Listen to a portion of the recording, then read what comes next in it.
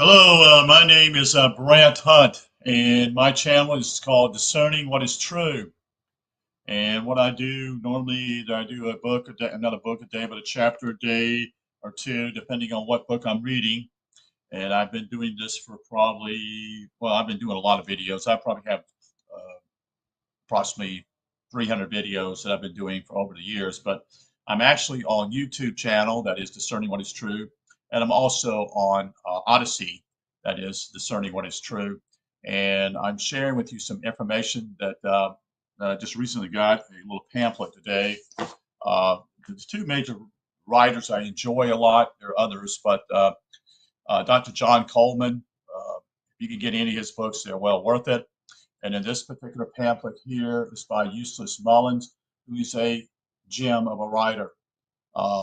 He wrote many books, and he was encouraged by Ezra Pound. If you don't know who Ezra Pound is, you need to research who he is.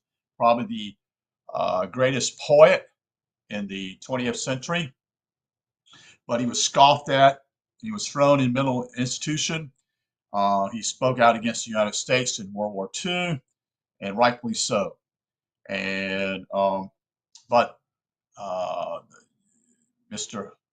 Pound, Ezra Pound, had enormous impact upon Eustace Mullins, who then began to go to the Library of Congress in Washington, D.C., and pursue many of the things that actually Mr. Pound exonerated him. That is not exonerated, but encouraged him to do. So this book is about the Lindbergh murders. Hauptmann was innocent. And this is the little pamphlet I just showed you a second ago. I just received it in the mail today. This is by Eustace Mullins. This is not a book, but actually a pamphlet he wrote. I think it was published in the 1970s, is what I'm guessing as. Unfortunately, Mr. Mullins is no longer with us. I know that Mr. Coleman is probably in his late 80s or early 90s. And but let me just give you some background of why I've mentioned this guy Lindbergh. Well, Lindbergh is senior was involved in the state of, I think it was Minnesota or Wisconsin, one of those two states up there. He was a senator. He opposed the Federal Reserve System under Woodrow Wilson, and he was involved and against it. And eventually, a group of people, that is, as I call it, went after him, trying to destroy him, and they did destroy him. They burned his books, and they destroyed his library, his house. These are what we call G-men. You know, you know who they are. And later on, this is Lindbergh here is talking about is his son, the Spirit of St. Louis, who was actually running for president against Franklin Delano Roosevelt in the 1930s. And basically, he was a threat. He became a major threat. Um, he, his principles were simply as America first, meaning it simply is that what we need to be doing is staying out of all foreign entanglements, which is what we should be doing. We shouldn't be involved in other countries. Our president, that is our first very president, warned us, George Washington stated, to stay out of foreign entanglements because they actually get you in trouble. And we use our money, uh, enormous money, that is to build a defense. But it's not a defense, it's an offense, folks. No one has attacked this country. No one has attacked this country since the first years of its starting, folks. Get it?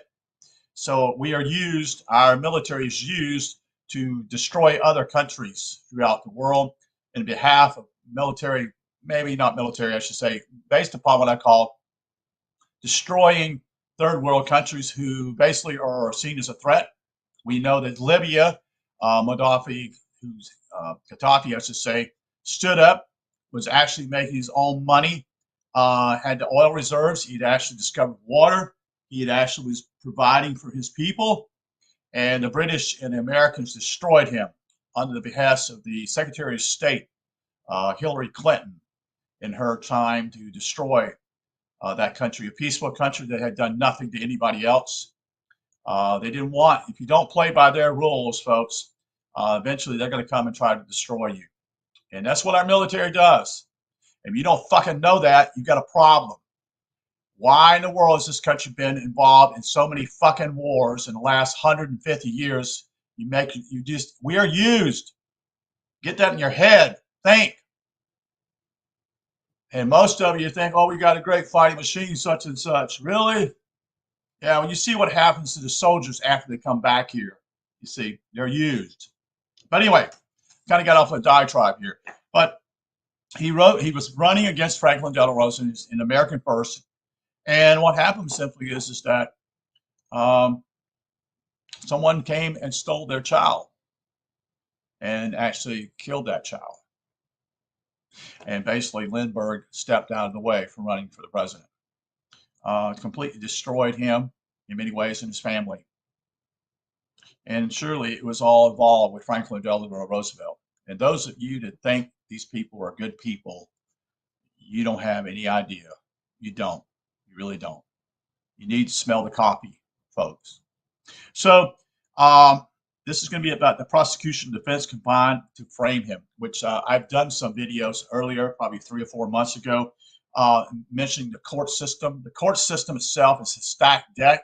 It's best you never even get involved in it, folks, because what happens simply is the prosecutor and the defense are against you. They're not helping you. They're not there to provide. They're not providing any type of justice whatsoever. And so what takes place simply is that they try to get you in trouble and destroy you. And that means not only the judge, that doesn't mean simply the prosecutor, doesn't mean the defense, but that's also the court reporter there also. All 4 of them are seeking what we would call a monetary benefit. And they seek to get you in trouble, and they benefit by that.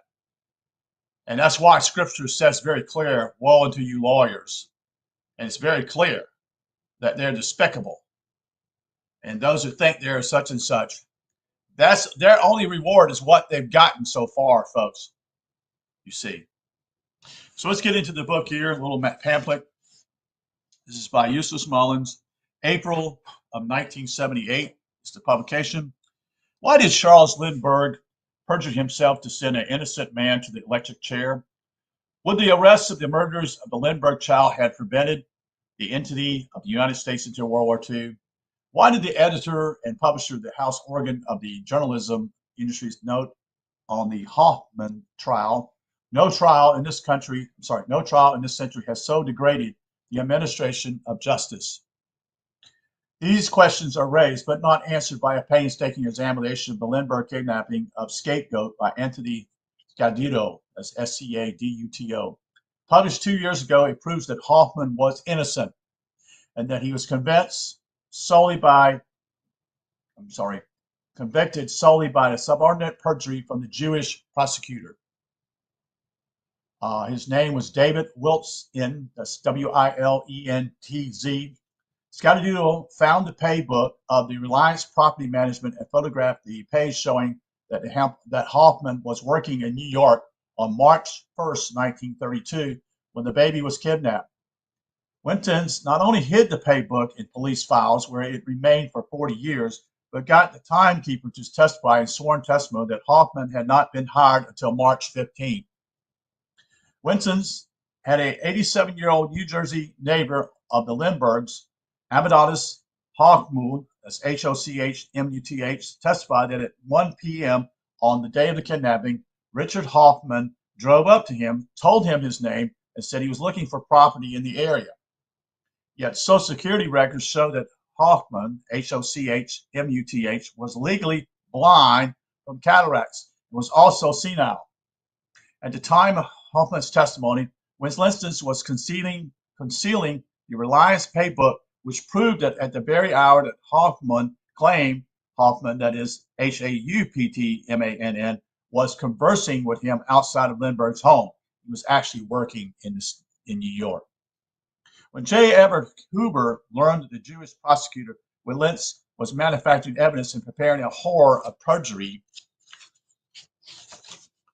witnesses to testify at the Hauptmann trial, he hastily withdrew the operation of the FBI and the prosecution, foreseeing a complete debacle. He remarked to his associate, that is Clyde Tolson, Tolson, "God damn it, I don't know if Hoffman is going to jail, but I'm sure Walensky will." Lindbergh Hauptmann of New Jersey, Hoffman, later wrote in Liberty magazine that J. Everett Hoover informed him that he and the FBI had formally withdrawn from the case on October 10, 1934.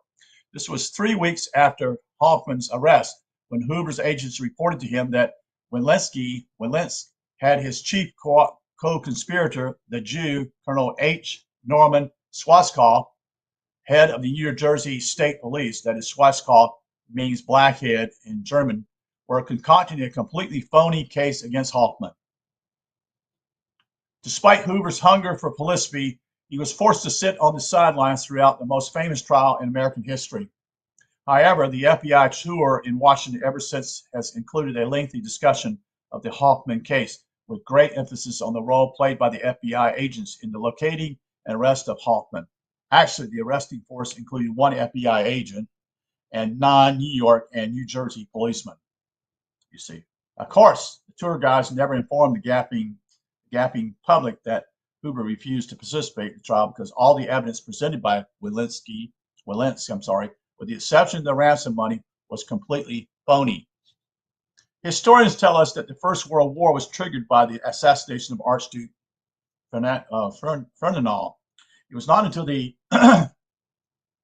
Scaduto, that's spelled Scaduto, book appeared that the writer realized that the Second World War actually began on March 1st, 1932, when the Lindbergh child was kidnapped and ritually murdered.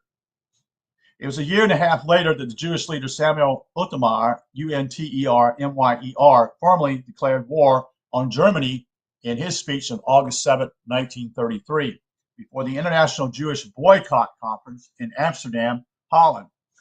Yet that war had begun when the murder of Lindbergh's child ensued the election of Franklin D. Roosevelt and the enthronement of the Jewish power over the United States.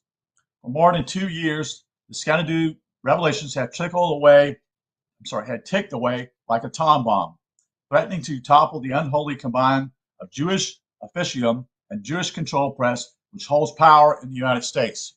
Because of this ramification, it has been ignored by the press, of which Scaduto was a member in good standing, having been a reporter for Schiff's own New York Post, studying and winning a Pulitzer Prize for his brilliant journalistic research on the Hoffman trial.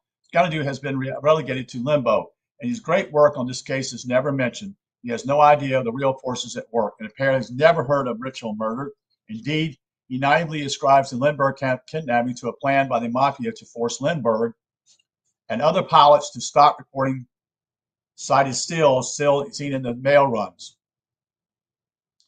In fact, Lindbergh has never reported but one still, which he merely noted in his flight log, and did not even report it to the authorities. It becomes the task of this writer to answer the questions raised by the Scaduto book. Why did the world's most famous hero, that is Charles Lindbergh, cooperate with the murders of his child and perjury himself to send an innocent victim to death?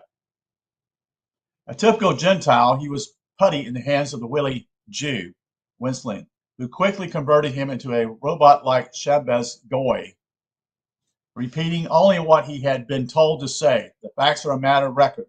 On the night of April 2nd, 1932, Lindbergh had accompanied his go-between Dr. Condon, C-O-N-D-O-N, known as Jafsie, J-A-F-S-I-E, to St. Ramon's Cemetery in New York for the payment of $50,000 ransom. Lindbergh had remained in the car while Dr. Condon carried the ransom money into the cemetery. He was unable to see the kidnapper and finally whispered to Condon, "Hey, doctor." This hoarse whisper, some 300 feet from Lindbergh in a close car, was barely heard by him. He testified in the Bronx grand jury indictment of Hoffman that he positively could not identify Hoffman's voice.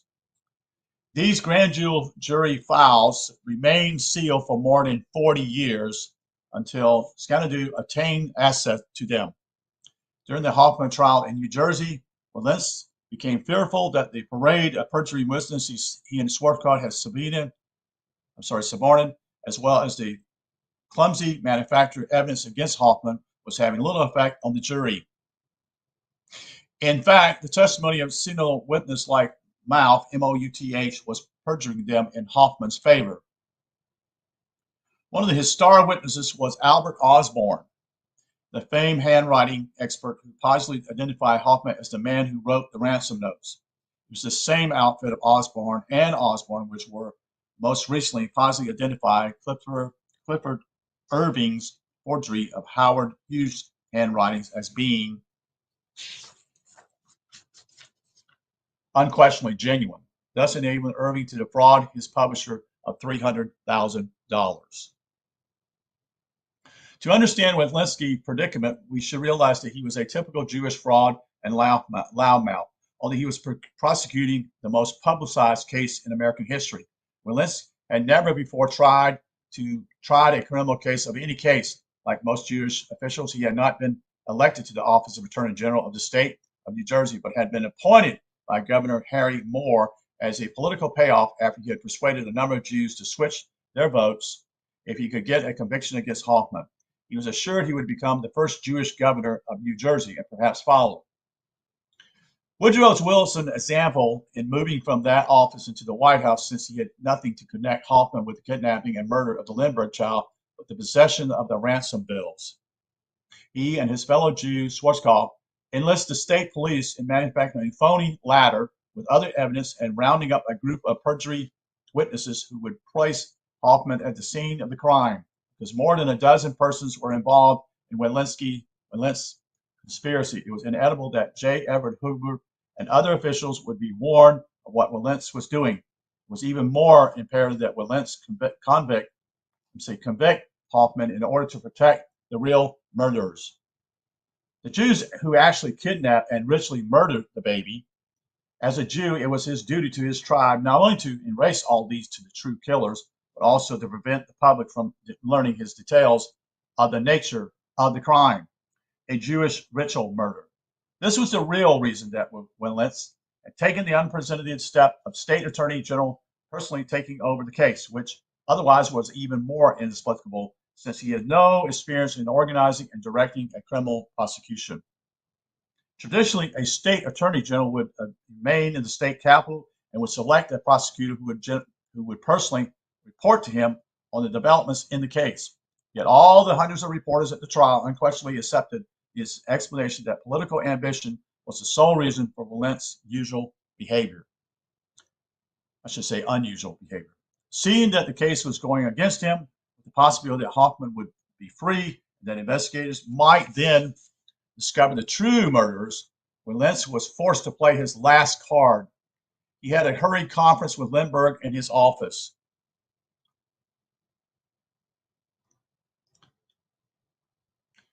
I'm going to spell this for you. It's M-I-S-T-U-H, Lindbergh, Mitzel Lindbergh, he said hoarsely, a New York University graduate. Wielinski usually was well-spoken, but like many Jews, when agitated, he reverted to a thick Yiddish accent.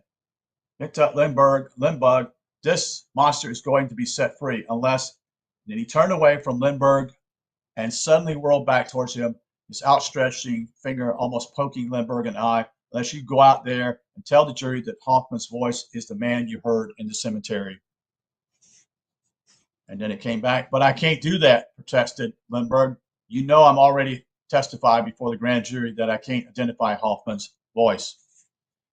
That doesn't matter, Wielinski reassured him. Those grand jury records are sealed. No one will ever see them besides Riley, that is Hauptmann's lawyer, doesn't know about it. So he's talking about the defense lawyer and he being the prosecutor. It doesn't seem right somehow, says Lindbergh. You know what this man murdered your child, says Wielinski. I know it, but that jury still doesn't believe it. You're the only one who can convince them. You must decide now, is this man going to pay the penalty for his crime or not? A typical goy, G-O-Y, in the hands of the clever Jew, Lindbergh agreed. Coached by Wielinski, he returned to the courtroom and testified. I heard very clearly a voice coming from the cemetery in a foreign accent, a doctor. That was Hauptmann's voice. Reporters in the courtroom noted that Lindbergh spoke, the wife of the accused, that his Anna Hauptmann stared directly at him as her lips moved to form the words, you lie. Even his wife realized you're lying. She knew it. She knew it. Adela Rogers St. John, who was William Randolph's Hearst resident sob sister, wrote that afternoon, "Watching Lindbergh today in this ordeal, I cannot believe he would swear away the life of any man unless he was sure. Automatically, I looked at the jury even before I looked at Hauptmann. Yes, Adele Rogers St.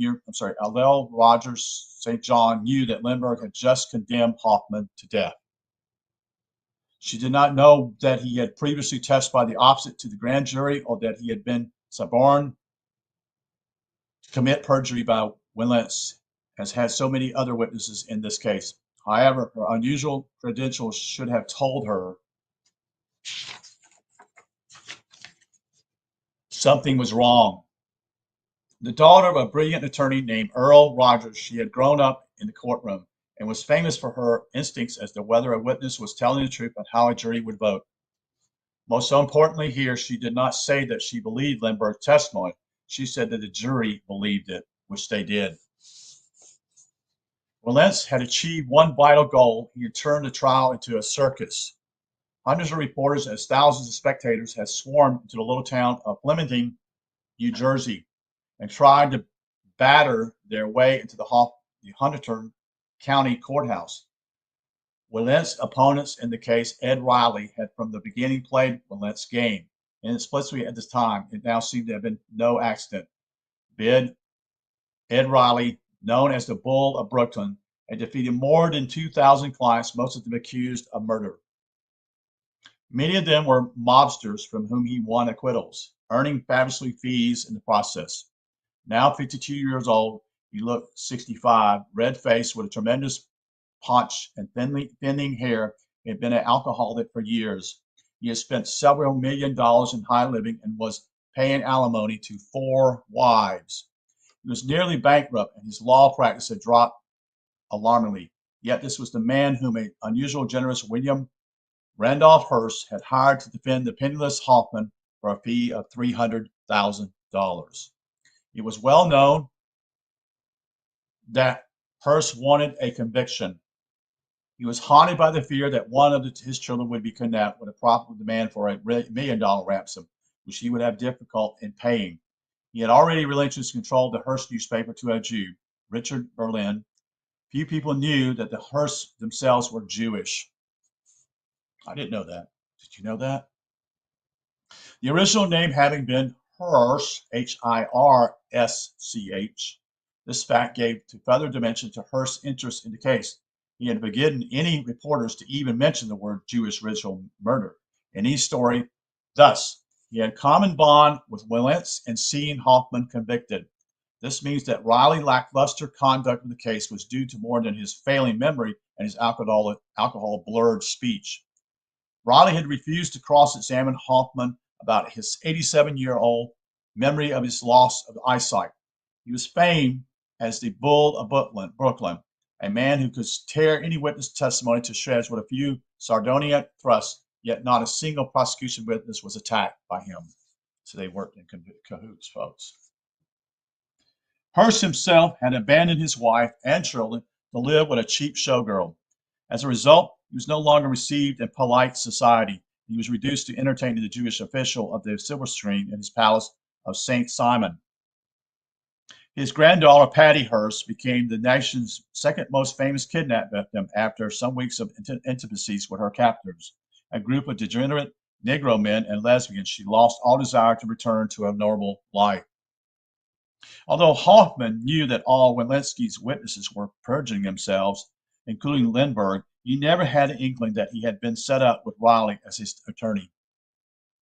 The $300,000 fee proved to be a profitable investment for Hearst, as his accountants later found that the additional revenues generated by the coverage of the trial totaled more than $8 million.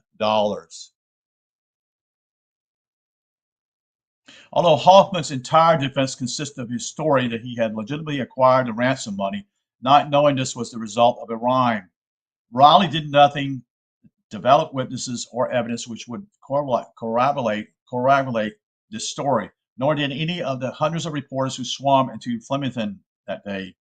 Yet 40 years later, Scaduto, that's SCADUTO, was able to find reams of evidence corroborating every detail of Hauptmann's claims. So this was found later, folks. He had for several years been a partner with a Jew named Isidor Fisch, F-I-S-C-H, buying, trading, and selling furs and other commodities in a small way with their very limited capital. He had no idea that Fisch was a notorious confidence man. One of Fisch's coups had been to take Al Capone to the supposedly fictitious thud had laughed and said, "Oh, hell, forget it," on December 6, 1933. Fisch owned Hauptmann's more than $5,000 on that day. He sailed to Germany undeterred by the news that the country was in the grip of an extremely anti-Jewish movement. Before he left, he assured Hauptmann that he had no cause to worry about the debt. In any case, he wanted to leave a box of his efforts with Hauptmann. This box contained part of the ransom money. Hauptmann put it away without examining it. In March of 1934, Fisch was reported to have died of tuberculosis in a Leipzig hospital. Although this is a disease which usually takes many months, even years to develop, in any case, most doctors in Germany were Jews, and the report was a fake. Hauptmann was never informed of it. Fisch survived the Second World War and immigrated to Israel, where he died in a kibbutz in 1969.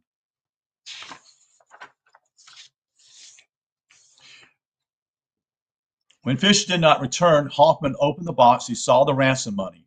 Not knowing that Fisch had set him up, he began to spend part of it, offsetting the $5,500 Fisch had owed him. However, he did keep meticulous notes of money taken from the box, indicating that he expected Fisch to return for his accounting. Unlike Hauptmann, Fisch had been definitely liked to the Lindbergh household, for he had been seen a number of times with a 28-year-old English girl. Her name was Violet Sharp, who worked there as a maid. After the police questioned her about the kidnapping on June 10, 1932, she was found dead at the Morrow household. A can of potassium cyanide was nearby.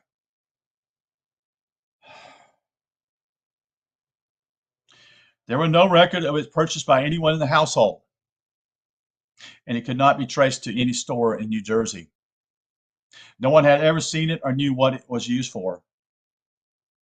Swartkoff police promptly ruled the death a suicide. They always did. They want to close the case, folks. And made no attempt to trace the cyanide after deciding that Violet Sharp herself had brought it there, as she was the only person in the household who could identify the kidnapper. Well, there is little doubt that she was murdered and that Swartkoff police were guilty of collusion in covering up the murder.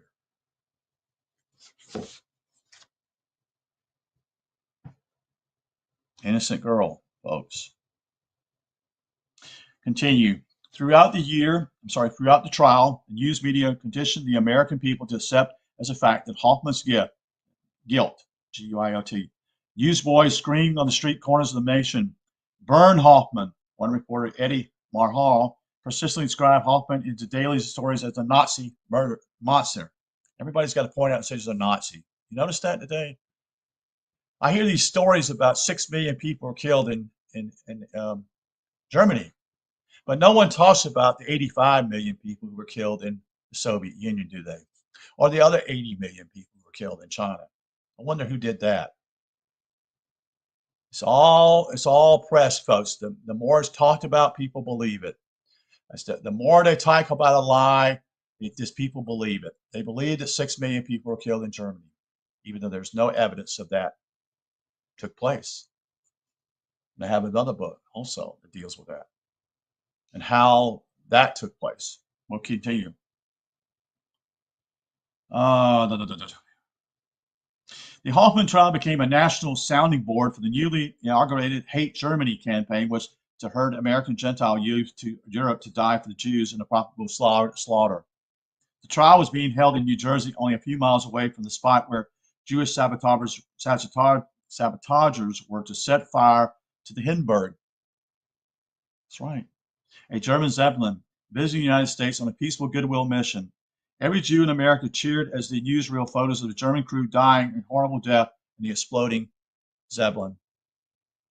It is now obvious that if Wilentz had not successfully directed the course of the trial away from Fish and the other Jews who had committed the ritual slaughter of the Lindbergh child, Roosevelt would never have been able to involve the United States in the Second World War.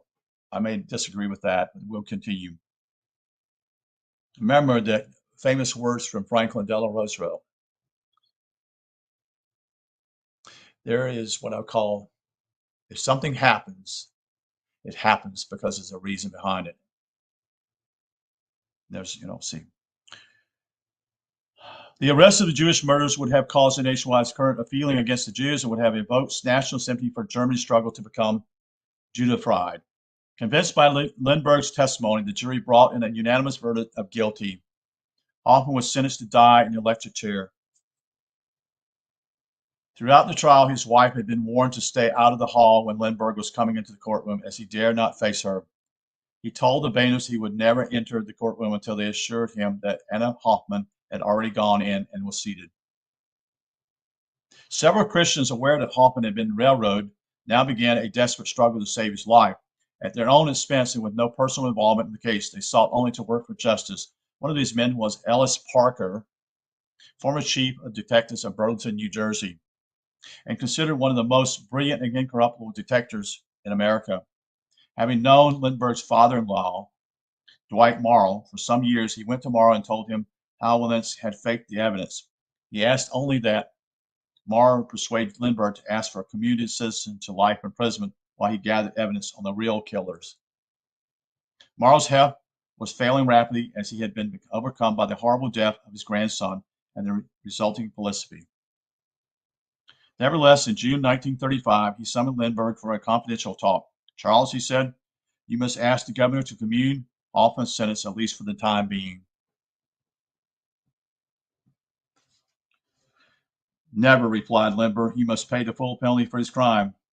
I didn't want to tell you this, said Morrow, but Hauptmann is innocent. I heard the evidence against him, said Lindbergh. It was all fake, said Dwight Morrow. I know that for an unimpeachable source. But the money, exclaimed Lindbergh. The money was real, said Dwight Morrow, but Hauptmann was set up. Can you understand? He wasn't a man in the cemetery. But I identify him, said Lindbergh. Any lawyer knows your testimony was worthless, said Dwight Morrow. But you weren't there. He wasn't there. You were in the car, remember? Really should have invoked the doctrine of familiarity, capital crime. You can't identify a voice you have heard only one occasion. Yes, Riley didn't challenge your testimony. Do you know why? No, said Lindbergh. I do, said Dwight Morrow. He was paid to see that Hauptmann would be convicted. Any competent attorney would have had your testimony stricken, and the jury would have been told to disregard it. Even if that's true, said Lindbergh, I can't take back my testimony. You don't have to, says Morrow. Just as for a commutation of the death penalty. I've never asked you for anything, Charles, but I must ask you, in the name of heaven, to do this. I don't have much time left, and I don't want to see another death added to those of young Charles and Violet Sharp. Call the governor today. I won't do it, exclaimed Lindbergh. Why do I look like a fool? Please, said Dwight Morrow, half rising from his bed. Never, exclaimed Lindbergh. Dwight Morrow fell back in complete collapse and died. Lindbergh never mentioned this conversation to his wife, claiming that his father-in-law died without speaking. Ellis Parker now enlisted the aid of the newly elected governor of New Jersey called Harry Hauptmann, Hoffman. When he was shown the evidence of the Wilentz perfidy, Hauptmann began a frenetic campaign to have Hauptmann free. Schwarzkopf and Walensky blocked every move he made. J. Edward Hoover admitted to him that he had withdrawn from the case, but refused to let Hauptmann use the FBI files, which showed that the evidence against Hauptmann had been faked by the New Jersey State Police. I want to tell you something, folks. I read some information that J. Edward Hoover is not what we think he is, too. He was wine and dine also, folks. He's not what you call, he was a homosexual, folks. He was a closet homosexual. Did you know that? And he would go down to Miami in a hotel and they would provide that for him. Okay? That's correct.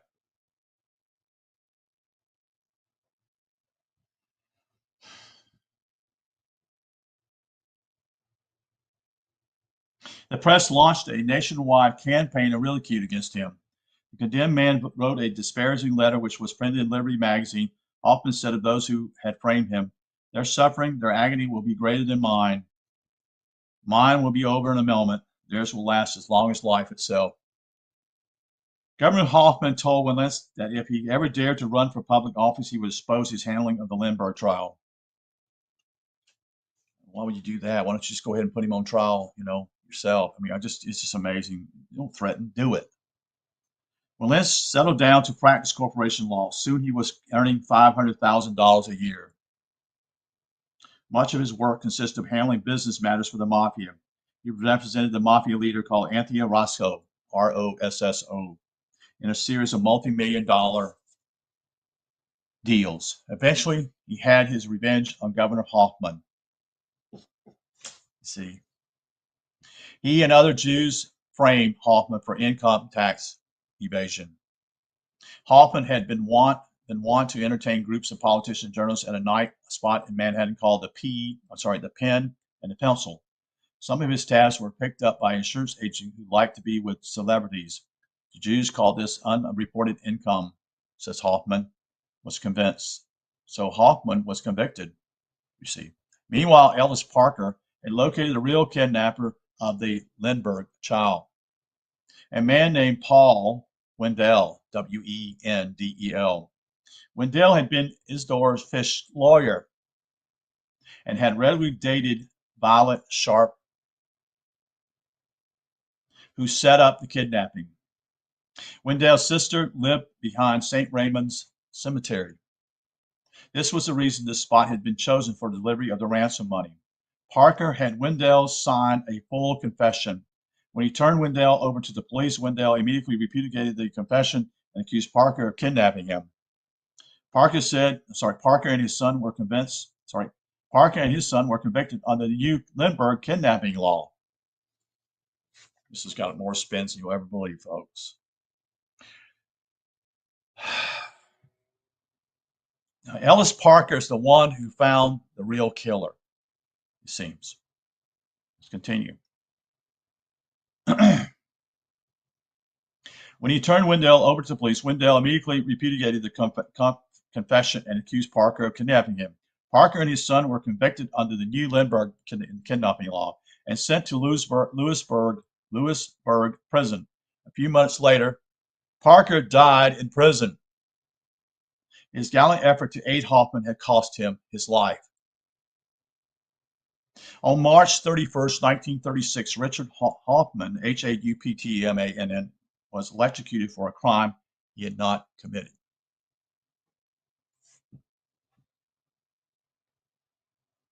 To the end, the press showing as consistent bias referred to him as Bruno. They've got to use some kind of word. It was not his word, folks. They've got to demonize the person, you see. Get the whole public up in arms, you see. Although his first name was Bruno, yes, he had never liked it and had been known as Richard Hauptmann. All through his days in America, the press seized upon Bruno because of his overtones of brute and brutal, as another instrument to whip up anti-German sentiment. Hauptmann went to his death reiterating his innocence. As this writer has spent 30 years investigating Jewish ritual murder, his entire handling of the Lindbergh investigation shows the typical reaction of Jews to this crime.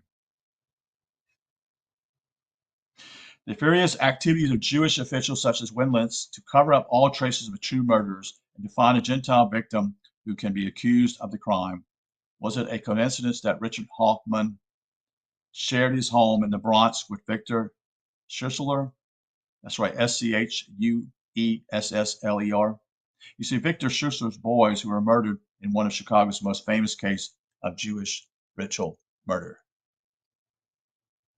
The ritual murder of the blonde, blue-eyed Lindbergh child was a crime so horrible that it leads one to cry out, "Is there no pity under heaven?" Maybe I should say, is there any fucking justice in this world?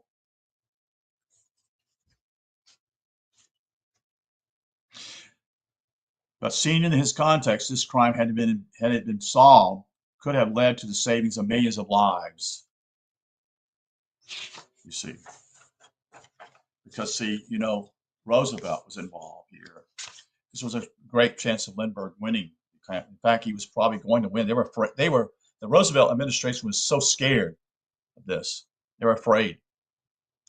Approaching the Second World War. Today, the Lindbergh case is most important to us than ever before, as it is a symbol round in which the wise and the good can repair, a cross upon our banner behind which we can rally, as did the Emperor Constantine, to march forward once more to bring the benefits of while civilization is a suffering world.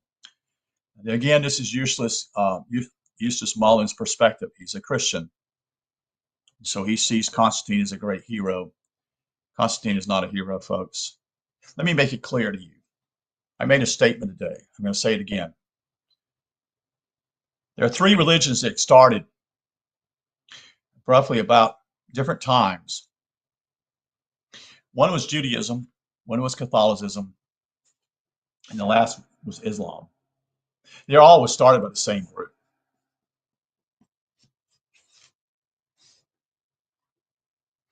And those that claim to simply say that the Catholics are such and such, they're the only entity they control. No, folks, they don't control it. They don't. Same thing about Rockefeller. People think he's the one. No. He's just the front man up here in the front, but they're the ones behind him. And if he doesn't do what they want him to do or whatever, he may not be around either. America could not seem to realize this murder was the high watermark of the confrontation of the black satanic forces and the forces of white civilization in modern America, or modern history, I should say. In this encounter, white civilization was found wanting and sank back, bewildered and defeated, to endure the agony of another world war and the unbridled rule of the satanic Jews over the Gentile masses. Destiny has marked both Charles Lindbergh and his father, Congressman Charles Lindbergh, to become presidents of the United States. The senior Lindbergh won immortality by leading the battle in Congress against the passage of the Federal Reserve Act, when the Rothschilds imposed their Jewish monetary system on the chains of slavery shackled onto the citizens of America. Logically, they did that all at night too, folks. They passed that a few days before Christmas at night. Anybody that passes anything at night is a fucking warning sign to you. They don't want the press to be there. They don't want any innocent people there. They're going to do it in dark because their deeds are evil. Their deeds are evil.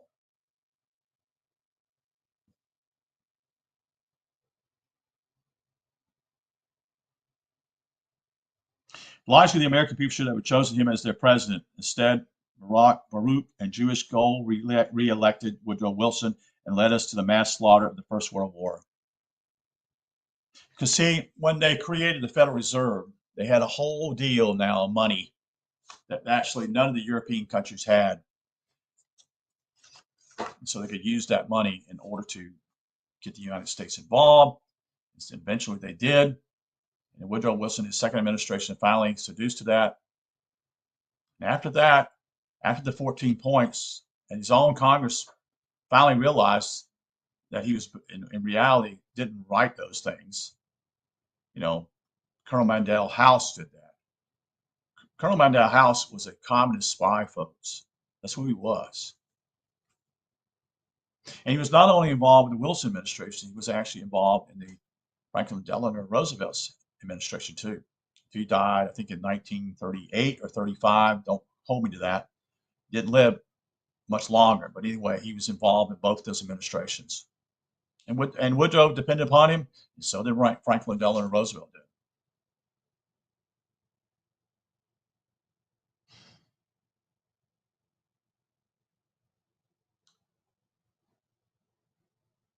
So instead, they believed a whispering campaign against him, reasoning that since he had been attacked by federal agents, he must be some sort of super criminal.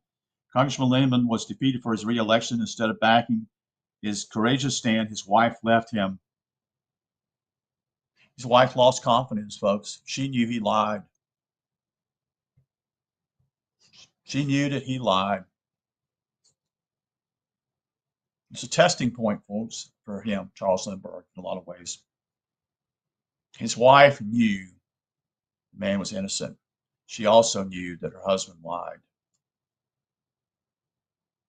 And so in reality, would he be a good enough, would he have been a good president? You see, did he have the mettle to stand, you see, when things look bad?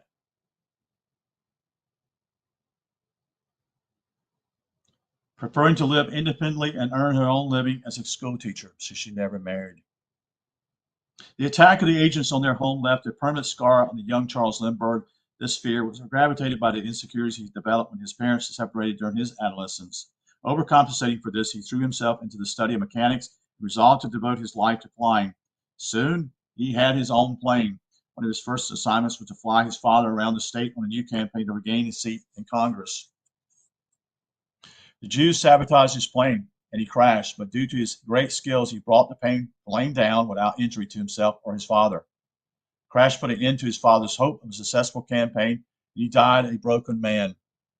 It was then that divine providence selected the young Lindbergh as a new champion of America. In this light, his incredible feat of flying alone across the Atlantic became more understandable. Handsome and shy and inarticulate, he had become a familiar figure as the nation's airports, but no one would have thought of him as an independent international celebrity or as a national leader. Nevertheless, he found financial backers who put up the money for his flight across the ocean. As he prepared for his entry onto the world stage, everyone believed he was setting off on a suicidal mission. The Jew Solotoi, in his biography of Billy Wilder, claims that the cynical reporter, not wishing to see young Lindbergh die a virgin, paid a prostitute to spend the night with him before his takeoff. He claimed that this account for Lindbergh's overwhelming fatigue and drowsiness during much of his flight. A much likely explanation is that the Jews put drugs in his thermos and concocted this out of character, explaining for his planned disappearance. We should not forget that he was taking off from Long Island, a stone's throw from the world headquarters of international jewelry. The bankers whom his father had nearly thwarted, from his own account in his book, W.E., he seems to have been unconscious during most of the flight, but his plane was borne up by divine providence, and instead of plunging into the ocean as the Jews had planned and reckoned their revenge on his family, he survived and future role as a leader was ensured. Nothing less can explain this hysterical outpouring of joy which greeted him when he landed at Lindbergh Field. He had already been given up for dead, and for the rest of his life he would be known as Lucky Lindy. Other nicknames him the Lone Eagle. Instantaneously became the most famous hero in the world because Movie Time News filmed his takeoff. His flight also inaugurated the era of sound in films. All of Lindbergh's predecessors who had attempted to fly the Atlantic Ocean had vanished into the water. I didn't know that. Did not know that. All of them had better equipment and were better financed than Lindbergh. Yet this drugged youth in his tiny plane succeeded where others had failed. The divine plan was in operation. Lindbergh succeeded years, including the kidnapping and murder of his firstborn son, also illustrate the working of a divine plan. He returned home to worldwide acclaim with a ticker tape parade down the financial center of the world, Wall Street. Everything had been prepared for him to embark on his world mission, the leader of his race. The government requested that he make goodwill missions to many countries. On one of these missions, he met his future wife, Anne Morrill, M-O-R-R-W. Dwight Morrill, Lindbergh's father-in-law-to-be, had been a member of the famous Wall Street law firm of Simpson, Thacker, and Bartlett. When the great J.P. Morgan himself, struck by Morrill's burgeoning reputation, asked him to draft the legal provisions of the Panama Canal treaties. Morrill's work on these treaties was superb. For many years, the communists have sought to abrogate these treaties, but to the present day, they had been unsuccessful.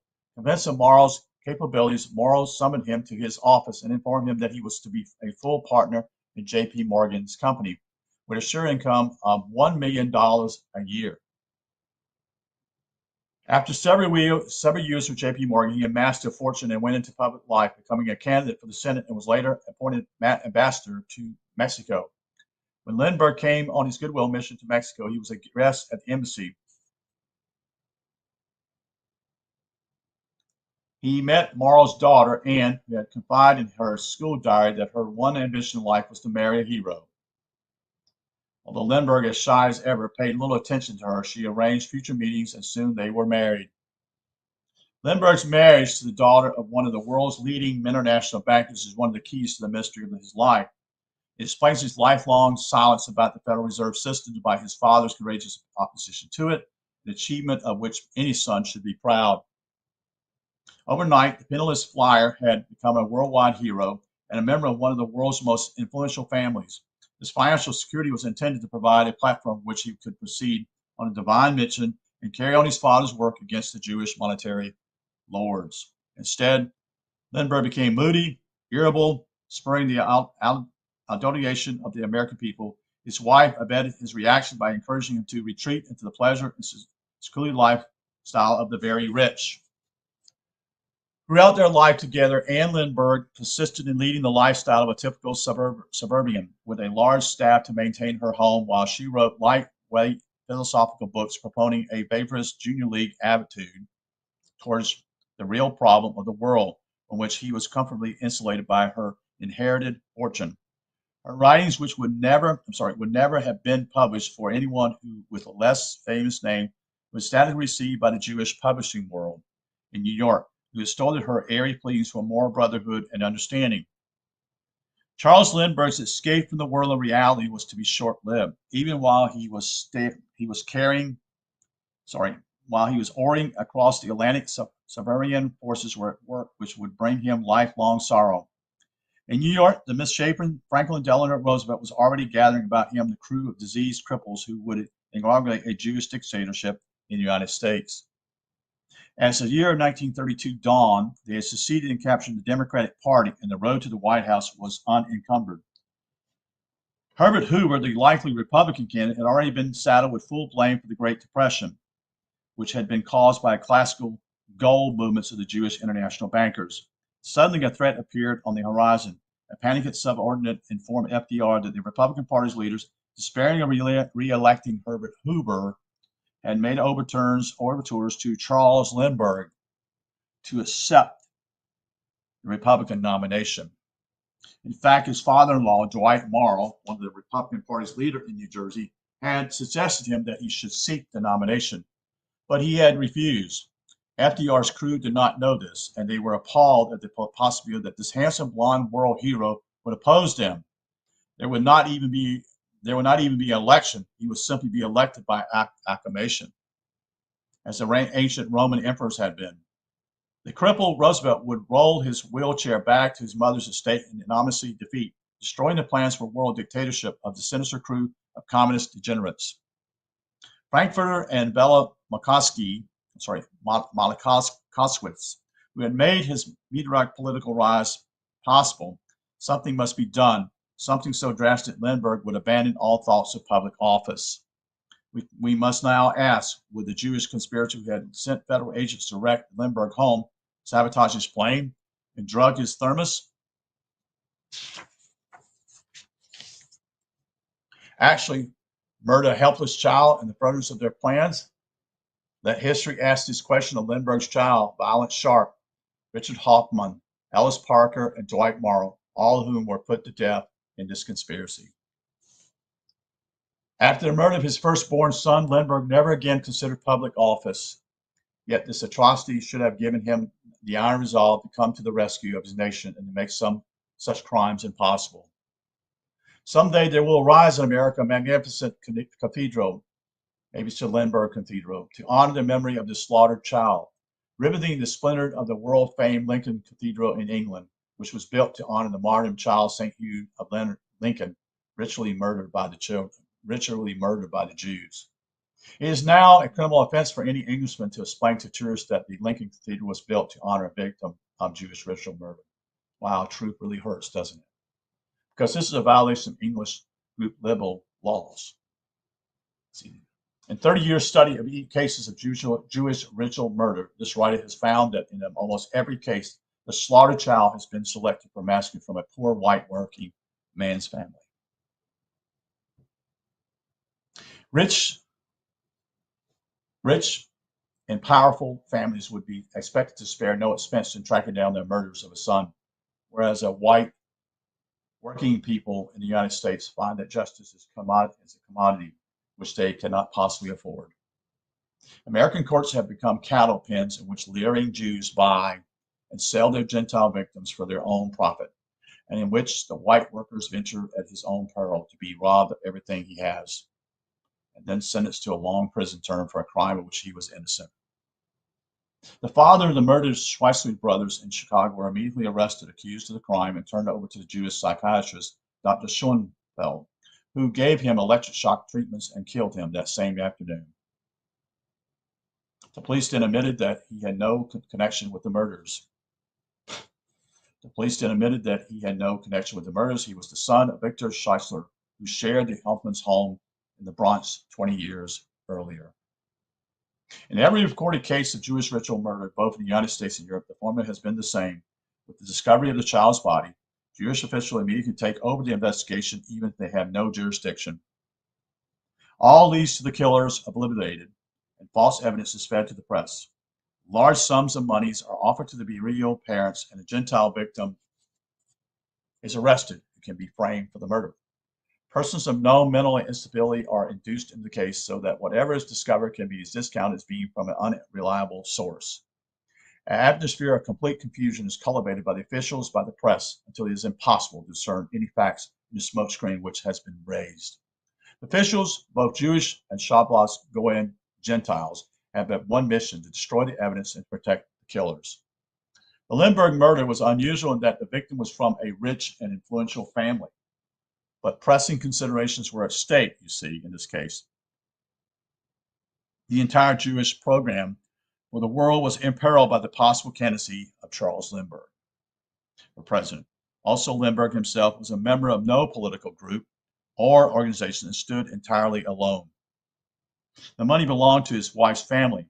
He had no official position or influence. The very modest ransom, a demand of $50,000, indicated that this was no ordinary kidnapping case, as the son of a world-famous hero and a grandson of J.P. Morgan's partner would have brought a demand for at least $100,000. From the very outset, Lindbergh was inundated by visits from apparent deranged persons who offered false clues, improbable stories, fake letters, and other manipulants designed to prevent him from uncovering any leads to the kidnapping of his child, I should say. The Jew, Winlisk, and Swarkoff never presented a single legitimate clue in their case.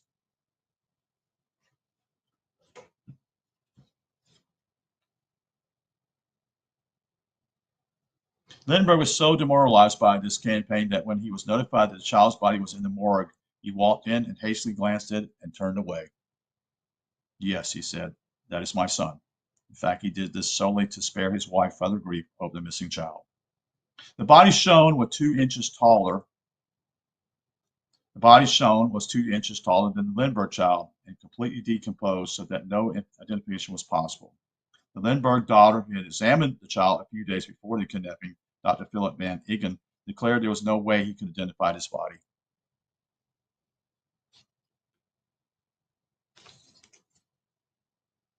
After the trial, the Lindberghs went to England to live. Anne Lindbergh complained that the English don't seem to like us. Only one person paid any attention to them, a pushy journalist named Harold Nicholson, who rented them a cottage for an exorbitant sum and who hoped to make money from a book about Lindbergh. When they returned to the United States, Lindbergh made several public appearances calling on the American people to repudiate Roosevelt's campaign to get into the Second World War. He abruptly halted these appearances and never again made a public speak after he received a telephone call late one night. Mr. Lindbergh, said the caller, you must cancel all of your public appearances immediately. Why should I do that? Asked Lindbergh. Who is this? You will do it, said the caller, because if you do not, we will kill your wife and children. You hear that? You hear that, folks? There will be evidence that you did it in a fit of insanity, and you will spend the rest of your life in an institution. You're insane, exclaimed Lindbergh. No, I'm not, said the caller, but you will be once we have you in an institution for 3 days. Don't hang up, because we want to tell you this. We kill your baby, and we can kill the rest of your family whenever we wish. There will be eyewitness to confess that you did it. For several moments, Lindbergh was unable to speak. At last said, then Dwight Morrow was right.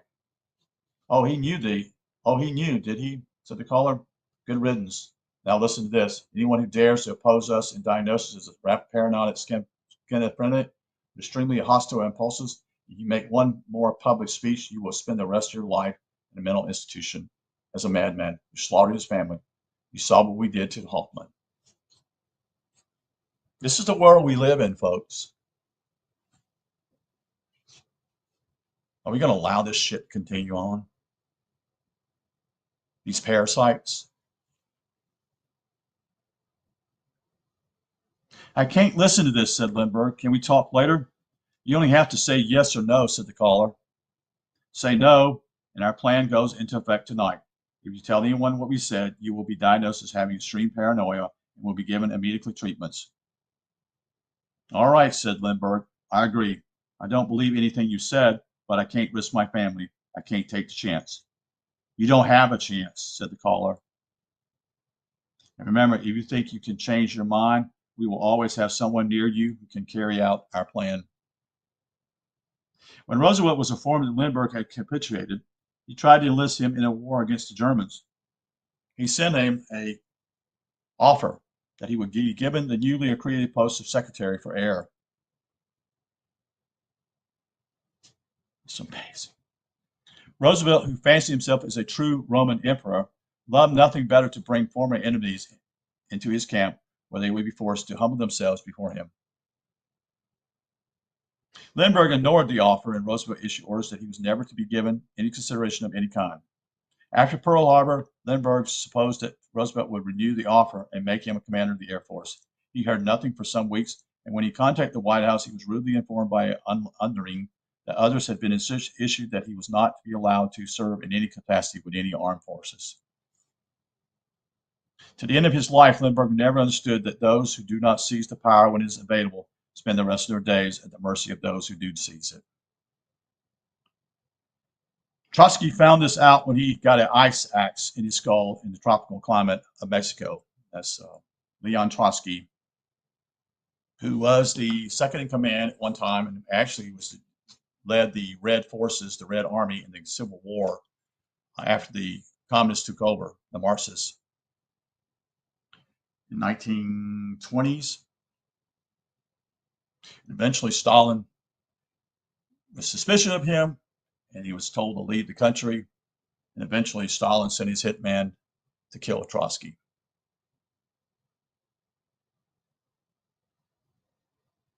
Prevented from serving his country, Lindbergh persuaded Henry Ford to hire him as an aviation consultant. Roosevelt was furious, but could do nothing, as he needed the airplane production of Ford's River Rouch plant.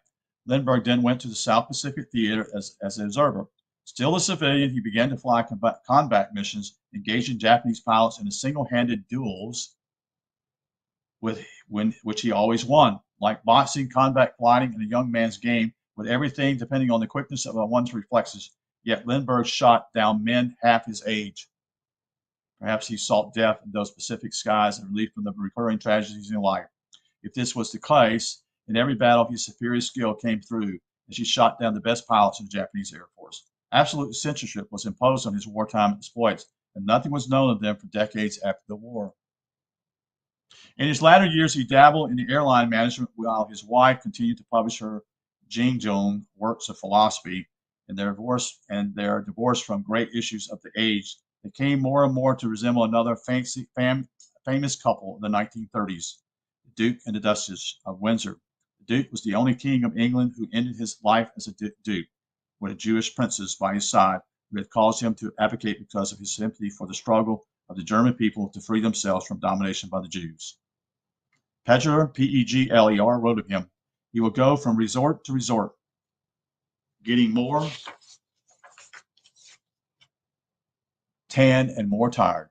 Like Lindbergh, Edward VIII had greatness thrust upon him, but was unable to rise to the demands of a lifetime of service to his people. As a result of the abdication of these two men from their responsibilities, the peoples of the world endured the horrors of the Second World War.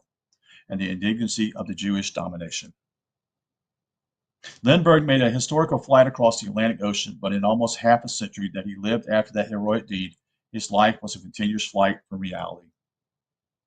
The martyrdom of the Lindbergh child takes on special significance for all of us, that is, on Holy Easter season, when we honor the presence of our crucified Savior, who was also martyred by the Jews.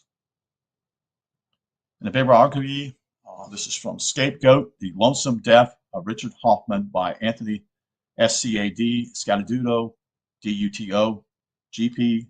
Putman Sons, New York City, New York, 1976. Another bibliography, another book here, Kidnap, The Story of Lindbergh's Case by J. George Waller, Waller, by Dow Press, New York, 1961. And that's the conclusion of the book here.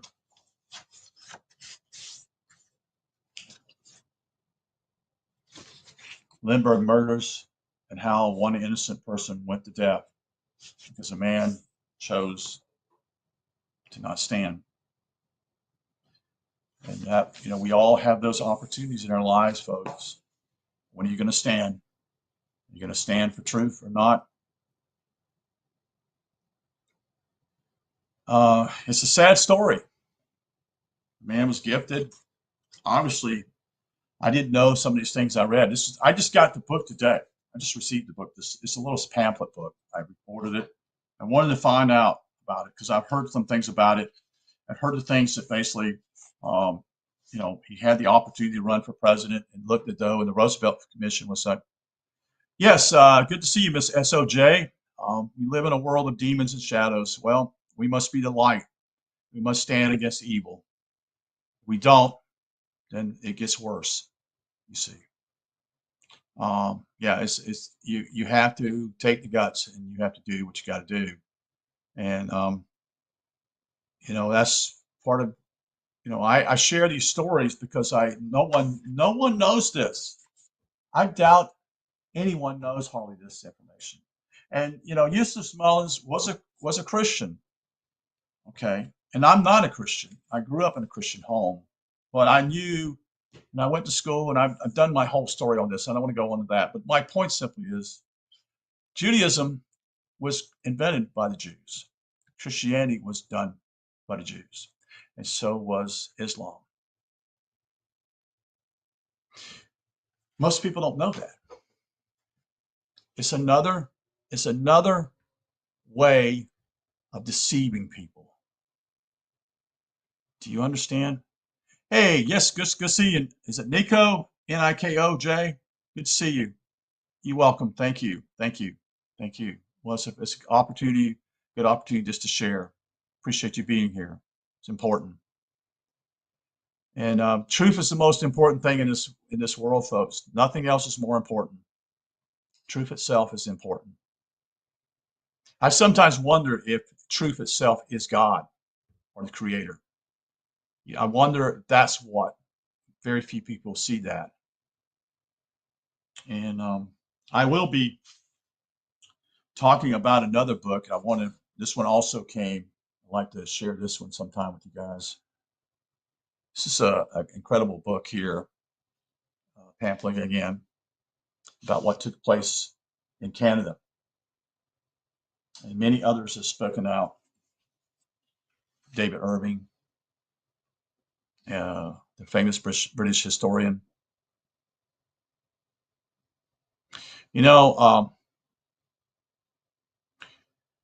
All great civilizations have been taken down by this group of people. The Egyptians, the Persians, the Babylonian. They all come down from within.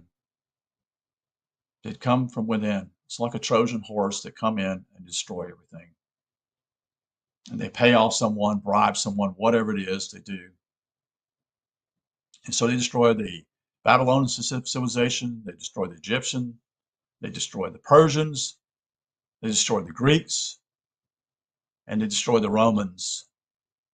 And now, folks, we're at the end here, the climax.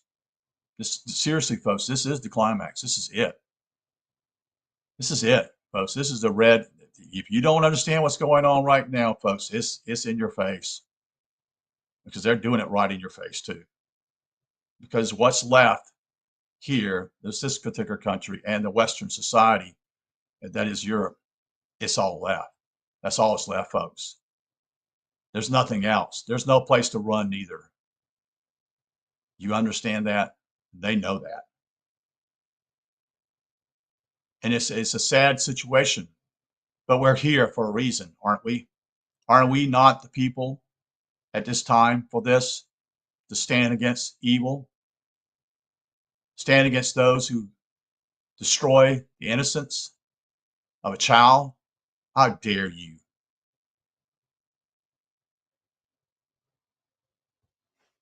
Kills a young child. It's psychotic. It's hatred. It's amazing what's happened. If you study history, you can see what's happening. If you desire to find the truth, you will find the truth. I guarantee you will. May not be what you want to hear, but you will find the truth. There's always the talk, and I'll say this real quick. I've said this earlier today. I may have said it tonight. I don't know. But they always talk about the 6 million. But no one ever talks about what took place with the communist rule in the Soviet Union, do they? There was 10 times, 12 times as many as that, folks. So the point simply is what I'm trying to share with you simply is that there were 75 to 80 million people killed in Russia, Soviet Union, if not more. And the other things most people don't talk about is the Ukrainian deal, where I don't use the word God. I may call it creator or Miss SOJ. I consider it, the creator, or I don't call it God, because simply is that God in some ways comes to the point simply is that it's a man-made deal, if you see what I'm talking about.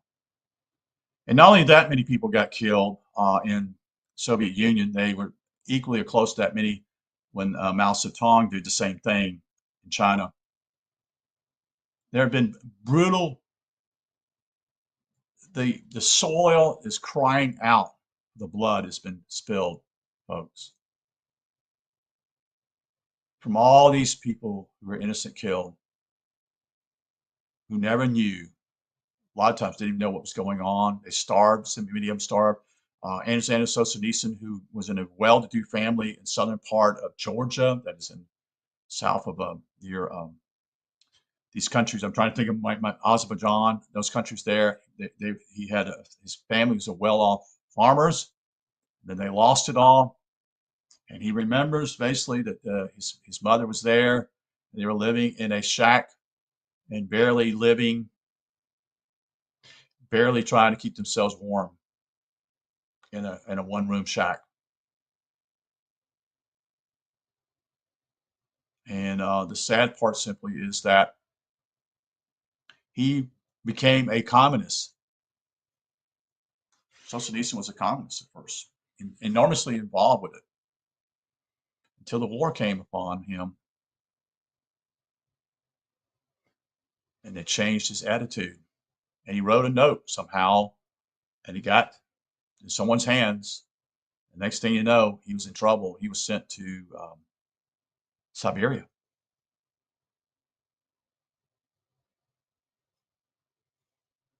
And he was there.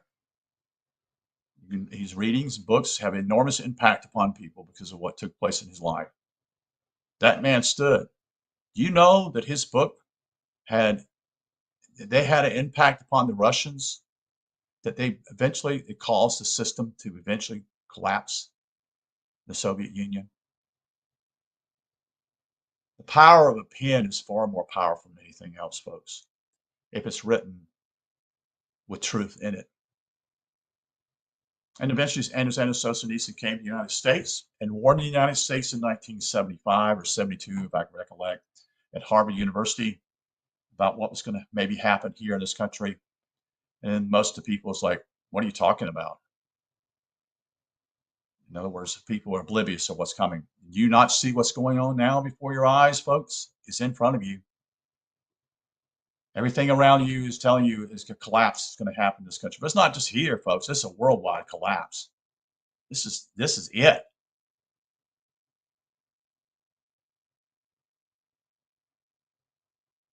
So the point simply is that I'm trying to share with you that it's important,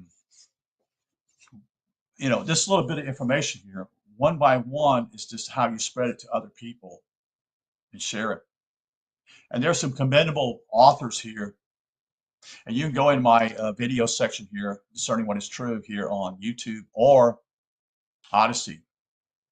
As I've shared from people like Nikki Rapano, who talks about the communitarianism, which is another thing that's going on. We are being attacked, folks, on many, many sides all around us, everywhere, in every walk of life, such and such, everything. If it's not finances, it's food, it's relationships and people. Who do you know is your friend? Do you have any friends? This is a walk. This is a narrow path, I would call it. Maybe as Jesus would say, we're on a narrow path. You see, the only person a lot of times you can trust, maybe you're only yourself. But it's also an opportunity in a lot of ways when all this is going on, and it is a big opportunity to share the truth. And so that Dr. John Coleman and Tavistock Institute, I've done a whole video on that whole book. It is an excellent book. It is well worth listening to. It tells you how they manipulated this country and how they manipulated Woodrow Wilson, how they manipulated us to get in wars. And Dr. John Coleman, as far as I know, is still living. He was a part of Tavistock, realized that he could not be a part of this. And he was an MI6 agent.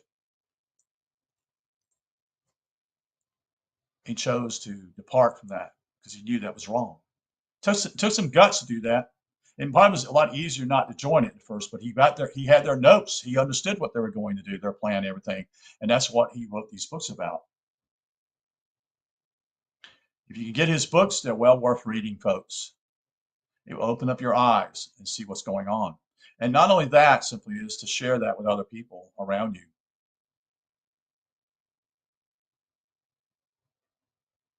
And there are many what I call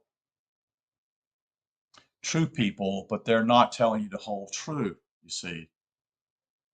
They're control opposition. You need to be aware of those people, folks. Their names are mostly popular names, folks. But I don't care about popularity. All I care about is the truth. I don't care. That's not important. The key is simply is to give the truth to people, and then they will make that right decision. You see. The only way the shadows can be this successful is they are getting help from a dark spiritual. Well, they worship their god. You see, their god is, as far as I know, is Satan, the devil, whatever. Yeah, everybody's going to think you're crazy. Well, just move on. You move on. You just say, well, who cares? Your blood is not on my hands. How about that? I share with you the truth, and your blood is no longer. If you don't accept it, that's fine. But you realize simply as you did what was right. You see, and you say to yourself, okay, I told them the truth. Their blood is not on my hands. In other words, you warned them about the precarious situation we're in. And that's all you can do. That's their choice. You can't force them to do anything. Of course not. That's their choice. That is their free will to choose to do or not. And you're not responsible for that. All you're responsible to do is tell the truth. That's all you're responsible to do. And it's their choice. And there's no other way of saying it, Nico. I mean, you just have to just do what you got to do. Yeah, people think you're crazy. Yeah, I know that. Yeah, truth is something that most people don't want to hear. They want to put their heads in the sand and pretend it's not happening. Same thing happened to Solzhenitsyn, he said the stories, he is in his book. He says they would come in the middle of the night, 2 o'clock in the morning, and basically their houses were filled with apartments. And they would come in, only be 3 or 4 of them. And what happens if we did nothing? They knock on someone's door, they took them out, they were no longer seen again. Because someone spoke out against them, somewhere, somehow, and they were gone. But he actually says simply, he says it basically, we should have stood up with pitchforks and we could have killed them, what we were doing. And we didn't do anything. And we suffer the consequences. You hear me? Because basically they could have ended it, but they were fearful themselves. And so what happened? They gave into fear. And then what happened was it got worse and worse. And eventually they came for Alexander Solzhenitsyn, not at that particular time in the apartment, but came when he spoke out about what was going on the front where he was at in the war. And he never spoke out against the government, the powerful people at that point. I know that every time people do something, they get smashed. Well, that might be true. But, we have to do what's right. And if we've been told the truth, we understand the truth, we can't back away from it. It's just, we have to do, that's your choice. But my choice simply is that I don't want to live in this world the way it is. This is not what I enjoy. This is not what is right. It's an understanding of what is right and wrong, and how what I would call the postmodern world is completely changed, revolutionary wise. What I mean, meaning that people don't care anymore. They don't care not only about others, but they don't even care even about themselves. Look at what people eat and how they take care of themselves, how they come home and they want to be entertained because they basically don't want to, deal with it. And most people won't deal with it. But this is the hour we're in. We're here at this time. This is a time we can stand against it. And that gives interest that when someone stands and says no more, point of this situation, then someone says, well, he's got the courage or she's got the courage, then I'm going to stand by them. And that's how you work together. It doesn't have to be a strong group. That's not what I'm talking about. It's just someone who's got the guts and say, this is wrong. This is not wrong. This is not right. I'm not going to participate in this. For one example, I do simply is I don't vote I don't vote. The voting to me is consent.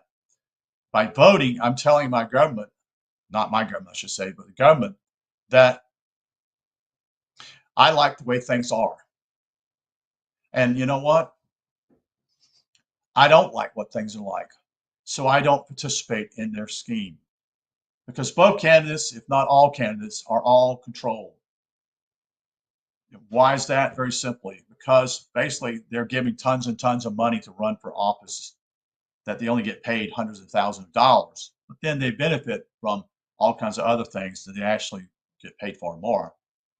You see. So you have to realize that simply is you are the authority and you are the hero. You're your own hero. You don't look to other people seeing them as heroes. You look to yourself in the mirror and say, you are the hero and you are the authority. That's how it works. You don't let anybody tell you any other thing, because you have to be yourself and you have to stand against such and such. You see, everyone says this. They say this whole adage of simply might is right, when in reality, that's not true. Right is might. Doing what is right is mighty. Might means simply just putting some power based and saying, look at all these people that say it agrees with it. What I call the crowd. When reality simply is what is doing right creates might, because you become the light in darkness. And when that light is in darkness, it's far brighter than when it's all people that have got light on.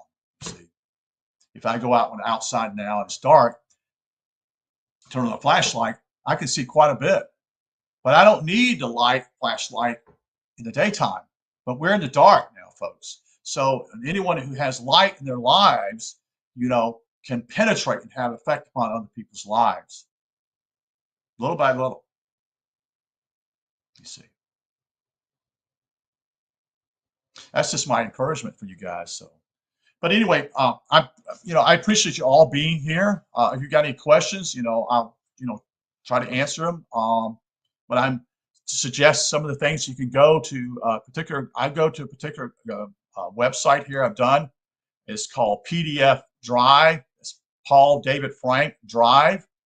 You can go in there and you can actually put in a name of a book that you would like to read, and you can find find a book that you're wanting to read, possibly by Mr. Mullins or by Mr. Mr. Coleman, and it's there, and you can actually you can read it. I can't afford all these books. I buy some books, but I can't afford all these books. And the reality simply is that, guess what? You can learn for yourself, and then with that, you can share with others what you've learned. And he does a great book. Actually, Eustace Mullins does a great book on the Federal Reserve. I have that book. It's one of the most insightful books out there. And it's on PDF Drive, and look at it, and you can read it, and you can discover things and see what's going on. And the good part about it is simply he gives a whole explanation of what's going on all around. Why was it doing this and such and such. Yes, thank you. Thank you for all being here. Miss SOJ, Nicole, good to see you. And anyone else is here, appreciate you being here. Thank you for spending about an hour with me tonight.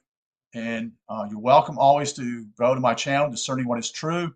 Mine's channel, Discerning What Is True, is on not only a YouTube channel, but it's also on Odyssey. Just look it up. And they're what I would call under live videos. When you look in the live videos, there's where my most up-to-date videos are.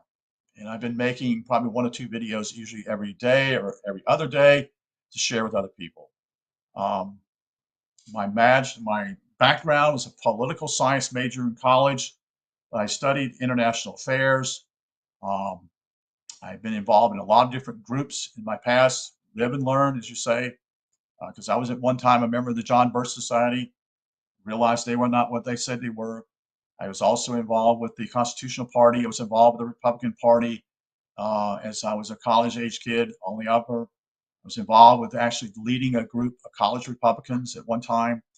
And my point simply is, politics doesn't solve anything, folks.